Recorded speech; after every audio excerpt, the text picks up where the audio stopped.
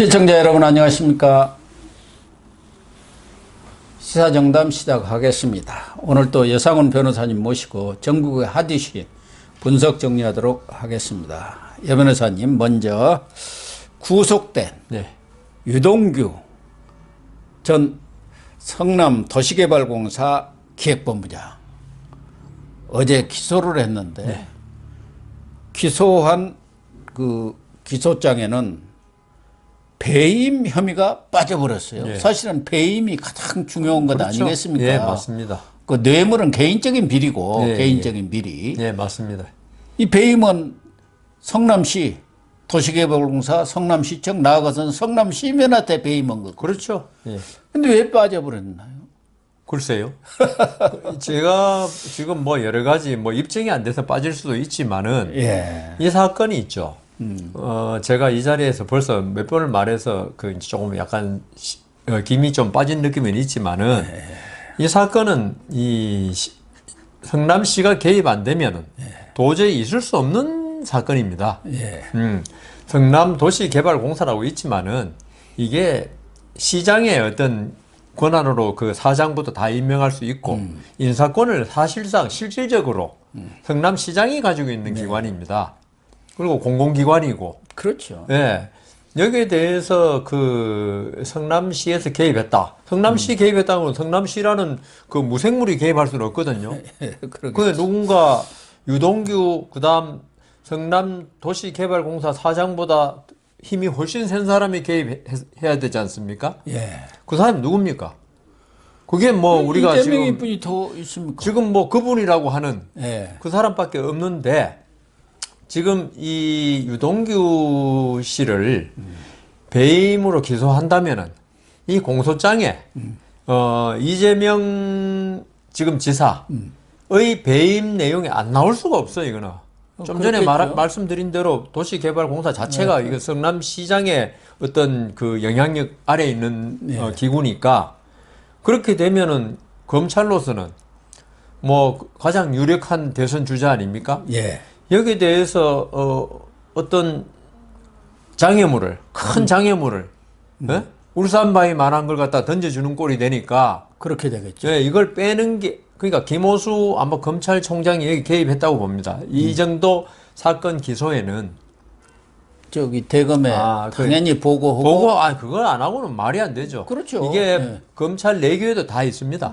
어느 정도 장관급 사람이 개입했을 때는 누구까지 결재 쭉쭉쭉 돼 있거든요. 지금 뭐 대통령은 아니지만 가장 유력한 후보와 관련돼 있기 때문에 이거는 뭐 김호수 총장만 아니라 법무부 청와대까지 다 보고했습니다. 다 지금 보고돼 있죠. 이렇게 다 조율해갖고. 그렇죠. 조율 끝나고 민정수석하고 해가지고 요 정도 선에서 기소하겠습니다.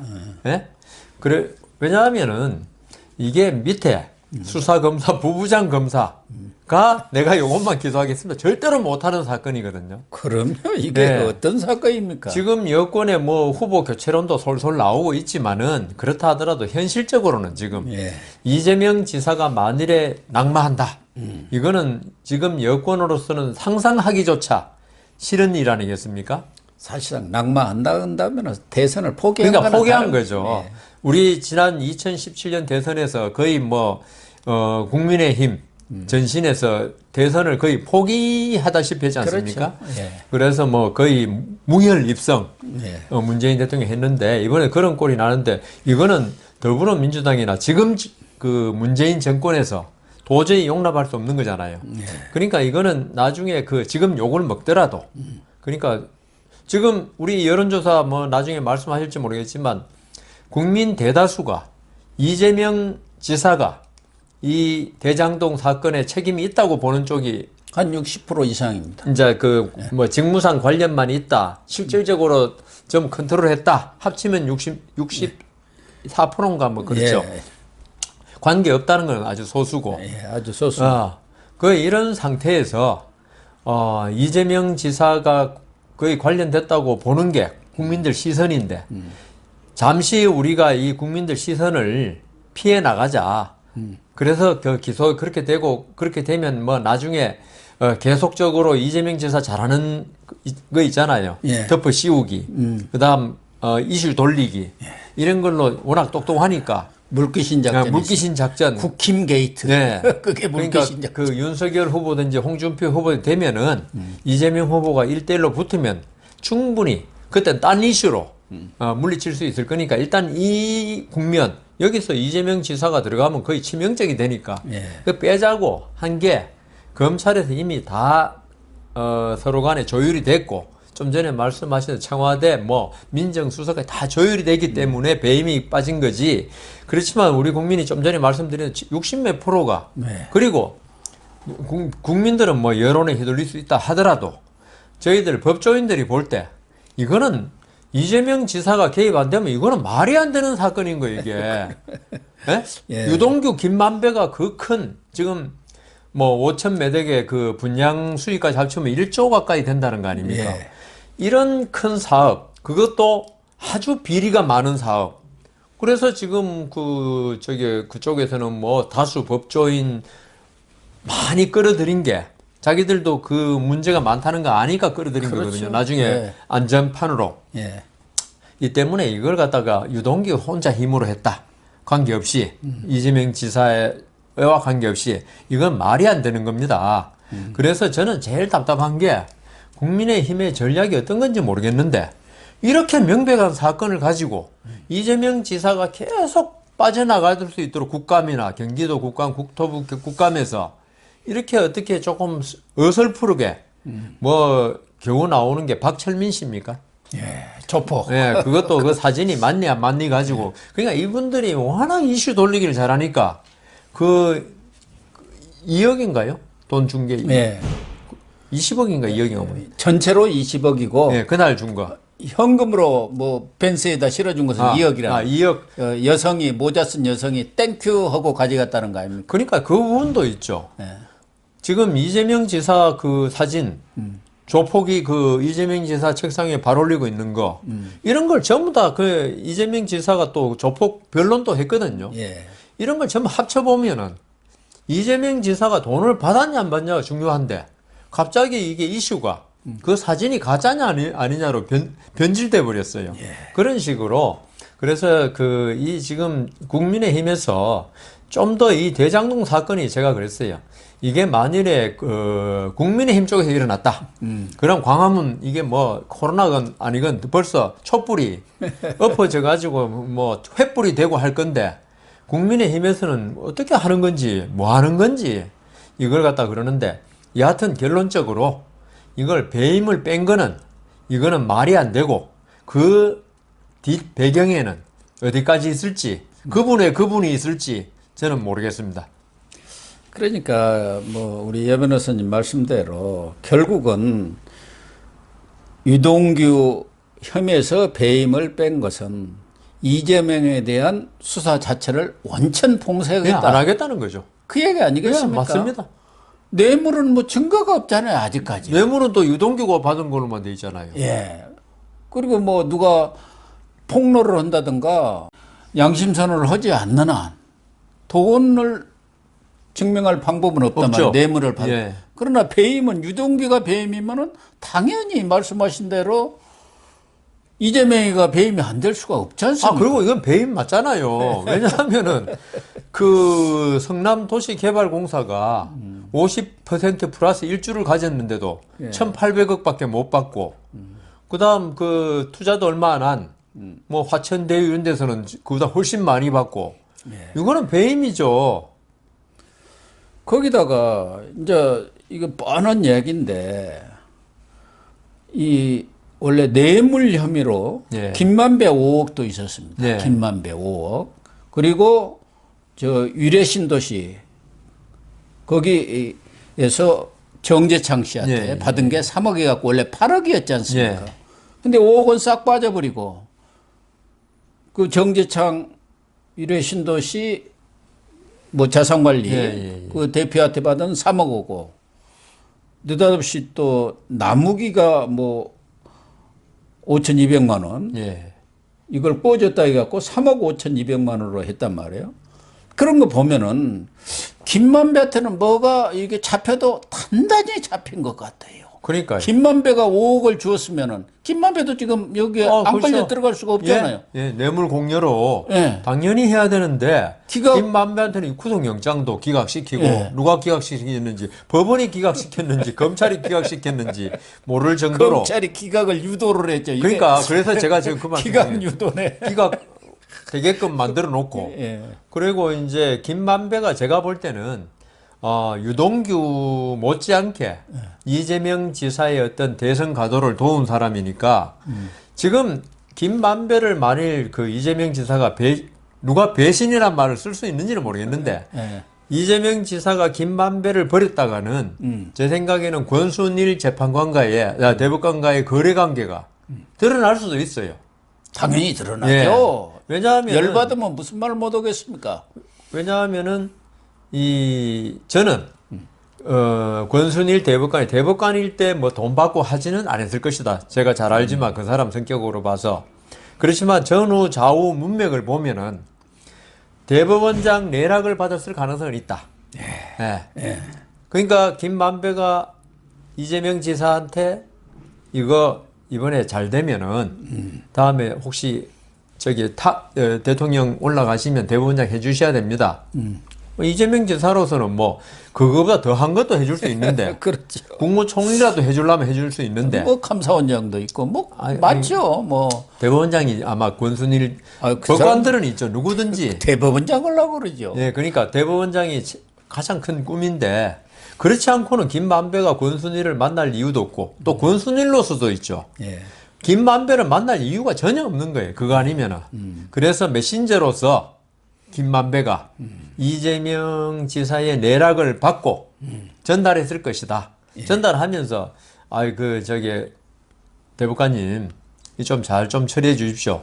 이재명 지사 무죄해 주십시오. 말은 못 하죠. 그건 대법관한테 그런 말 한다는 건 그는 정말 신뢰고 아무리 해도 법조 출입 기자도 했는데 그렇지만 그게 퍽 하면 뭐 홍시 떨어지는 소리라 그럽니까?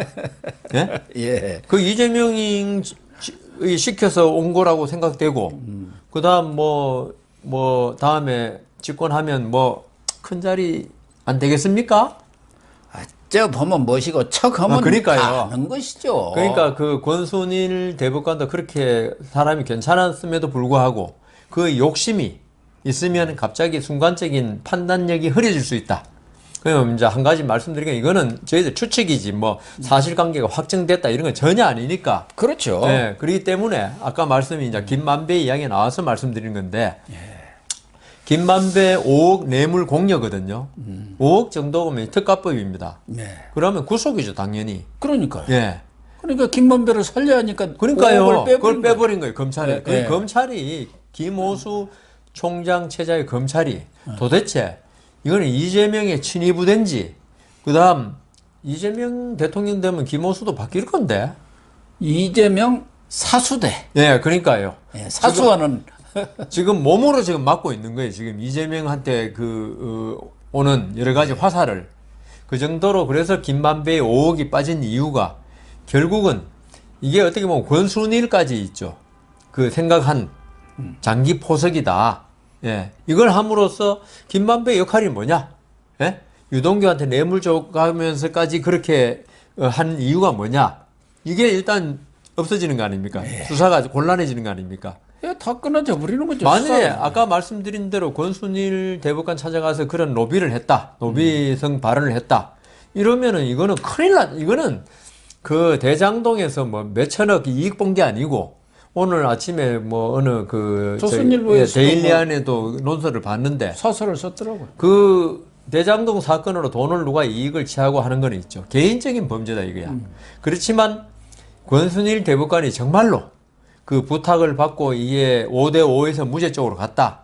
이거는 사법부의 이거는 양승태 사법농단은 있죠. 이건 농단도 아닙니다. 거기에 비하면. 어떤 나라의 어떤 대권을 놓고 도박을 한 거거든요. 예. 그렇기 때문에 이거는 김만배에 대해서는 보호해 줄 수밖에 없는 그리고 김호수 총장으로서 보호해 줄 수밖에 없는 그러다 보니까 5억이 빠질 수밖에 없는 그런 형국이 된 거죠. 그러니까 지금 우리 여 변호사님은 권순일 전 대법관하고 또 친구고 그러니까 옹호를 좀 하시는데 권순일이 같은 사람이 있어가지고 지금 사법부의 근간 기틀이 지금 뿌리채 흔들리고 있는 겁니다. 뭐 이 하급심에서는 다소 그런 일이 있었다 할지라도 그렇죠. 대법원에서 그런 일이 있었다는 것은 말이 안 되죠. 그건 뭐 사법부 근간이 흔들려 버리는 것 아니겠습니까? 아니. 대법원은 판결을 믿지 못한다. 그냥 정치적 판결을 한다. 재판거래 한다. 이렇게 하면 누가 믿겠습니까? 그러니까 고 교수님 말씀대로 있죠. 저는 법관 출신으로 이때까지 법원 판결에 대해서 대법원 판결만이 아니라 그럴 수 있겠다. 판사들을 믿었는데 이번에 권순일 대법관 이 사태가 생겨버리니까 뭐 그게 아직 확정되지도 않았고 저는 진짜 아까 옹호한다 그랬는데 저는 권순일 대법관을 옹호한 게 아니고 우리나라 사법부를 좀 그래도 옹호하려고 말씀드린 건데 그런데 이런 일이 생겨버리니까 요새 판결 받았는데 혹시 당사자들이 저한테 항상 지고 나면은 상대방에서 로비한 거 아닙니까? 그러거든요. 다 그렇죠. 예, 근데 저는 그렇지는 않습니다. 이거는 그렇지 않고 어떤 판단을 이렇게 할 수도 충분히 있는 겁니다라고 오히려 사법부를 변호해 줬는데 이번에 권순일 대법관 사건 나고 나서는 저조차도 이거 좀 상대방에서 이게 아는 그러니까 지금 주심 판사나 아는 사람 동원해 가지고 로비한 거 아닌가. 그렇지 않고는 이렇게 판결 나올 수가 없는데 그런 사건이 자꾸 생기니까 이 법관 출신, 부장판사 출신인 제가 사법부에 대한 불신이 생기니까 이거는 정말 큰일이구나 이런 생각이 듭니다. 권순일 대법관도 그렇지만 지금 거짓말 명수 있지 않습니까? 김명수 대법원장에 대한 불신이 이미 땅에 떨어져 있는 거, 권위도 떨어져 있고요. 거기다가 이 검찰도 지금 김호수 검찰에 와서는 제가 볼 때는 이건 요새 전두환이 하도 말썽이 나오고 있습니다만은 전두환 시절에도 이런 검찰은 없었습니다. 그래도 기계가 있었어요. 이건 완전히 썩은 검찰이고 정치적 수사를 하고 정치 검찰로 다시 돌아가 버린 거 아닙니까? 이거 보세요. 그러니까 문재인이가 그 수사 신속히 하고 철저히 해 그렇게 지시를 했잖아요. 그러니까 모르는 국민들이 야 문재인이가 철저히 그 수사를 하겠네. 그런데 지금 돌아가는 거 보면. 신속히 빨리 덮는 쪽으로 가고 있는 거 아닙니까? 그러니까 제가 이제 보면은 좀 전에 그 군사 독재 시절 검찰 이야기 하셨잖아요. 그때는 군사 독재 시절의 검사였는데 지금은 민주 독재 시대의 검찰입니다. 그러네, 민주 독재. 민주 독재예요. 민주의 이제 그건 무슨 말이냐 하면은 민주의 탈을 쓴 독재라는 거죠. 그때는 아예 대놓고 우리 총칼 가졌으니까 너희들 꼼짝 마 하는 독재였고 지금은 마치 민주주의의 다수결 뭐 이런 쪽으로 해가지고 하면서 실질은 독재적이거든요. 그러니까 검찰도 있죠. 우리 지금 사회에 주류가 있죠. 지금 저는 그 진보주의라고 봅니다. 돈은 아직도 보수가 많이 가지고 있는데 재벌이라든가 이게 지금 우리 사회의 투표권자만 해도 있죠. 진보가 훨씬 많아. 그러다 보니까 진보가 자기들 잘못에 대해서 있죠. 여론이라는 무기 그리고 국회에서는 다수라는 무기로 있죠. 소수를 억압하고 그다음 다른 사람의 인권에 대해서 완전히 눈 감는 아니 인권에 대해서 눈 감고 소수를 압박하는 게 바로 독재입니다.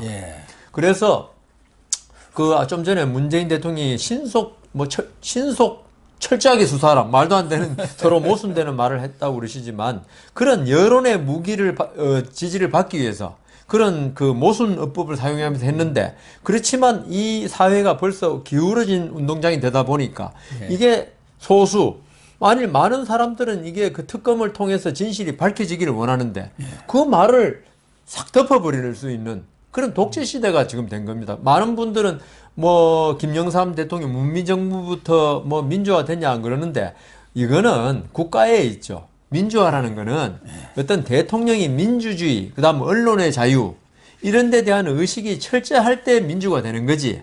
민주주의 국가 대한민국은 뭐 자유민주주의 뭐 국가다 한다고 누가 선언한다고 민주주의가 되는 게 아닙니다.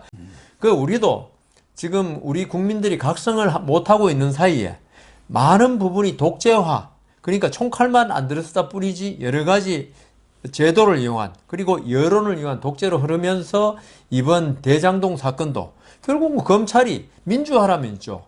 검찰이 자기 말을 할 수 있어야 돼요. 그리고 대통령의 부당한 지시에 대해서 윤석열이가 그러다 쫓겨났지만 부당한 지시에 항거할 수 있는, 그리고 언론이 그걸 갖다가 어두운 면을, 권력의 어두운 면을 밝혀내가지고 지금 검찰에 그렇게 만일 항거를 한다, 힘을 실어주는 언론이 돼야 되는데 지금 언론 거의 다 잡혀 있죠. 지금 정권에. 그다음 검사는 좀 그 반항하는 윤석열 같은 사람 나가니까 말 잘 듣는 김호수 총장이 하고 있죠. 그러면 이게 독재로 가는 겁니다. 네. 그래서 이번 이 유동규 기소를 보면은 가장 핵심적인 혐의가 이렇게 빠져버리는 경우는 거의 없다는 거고. 영장에도 나온 거잖아요. 네, 기소 내용의 3분의 2가 지금 날라가 버렸다. 이렇게 법조 전문가들은 이야기하고 있지 않습니까? 지금 검찰 중앙지검 수사팀에서도 계속 내분설이 나오고 있어요. 지난번에 부부장 한 사람 또 쫓겨가 버렸지 않습니까? 제대로 이 유동규 구속한 사람이 쫓겨가 버렸습니다. 그리고 이번에도 그 4인 대지를 놓고 내분을 겪었다고 그래요. 거기 있는 검사들은 아니 이게 4인 4명을 대지를 하려면 그에 관련해서 충분히 조사가 되고 자료 검증이 되고 이렇게 해가지고 꼼짝 못하게 들어가야 하는데 아직 그게 안 됐다. 그래가지고 그 4명을 불러다가 대지를 하고 이쪽에서 질의하면 저쪽에서 우리 쪽에 모든 카드를 다 아는 것 아니냐. 그런데도 위에서 빨리 해. 대지를 빨리 해. 그러니까 빨리 수사를 지금 신속하게 해갖고 덮고 가자. 우리 대지도 다 했습니다. 그러려고 한 거죠. 그리고 대선이 얼마 안 남았는데, 대선이 얼마 안 남았는데, 대질이라는 거 있죠. 검찰 수사나 이 수사기관 대질은 있죠. 마지막에 하는 겁니다, 거의.